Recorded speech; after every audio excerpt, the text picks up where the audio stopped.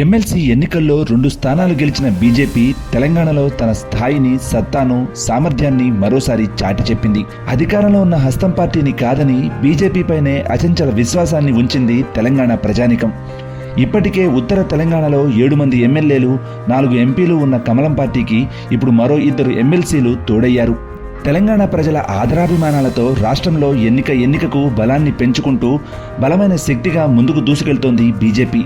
ఒక ఎమ్మెల్యేతో మొదలై ఇప్పుడు ప్రచండ శక్తిగా ప్రత్యామ్నాయ పార్టీగా మారింది.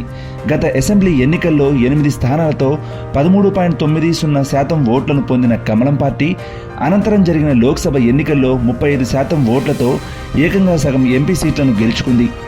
10 ఏళ్లలో రాష్ట్రంలో ఓట్లను, సీట్లను గణనీయంగా పెంచుకుంది. పకడ్బందీ కార్యాచరణ, పక్కా ప్రణాళిక, ముందస్తు వ్యూహం, ప్రత్యర్థుల ప్లాన్లను చిత్తు చేయడం, వ్యూహాలకు ప్రతివ్యూహాలు, క్షేత్రస్థాయిలో సూక్ష్మ ప్రణాళిక, అన్నింటికీ మించి మన మోదీ నాయకత్వ దన్నుతో అప్రతిహత విజయాలను సాధిస్తోంది మన బీజేపీ. తెలంగాణలో బీజేపీయే ఇప్పుడు ప్రత్యామ్నాయంగా మారింది.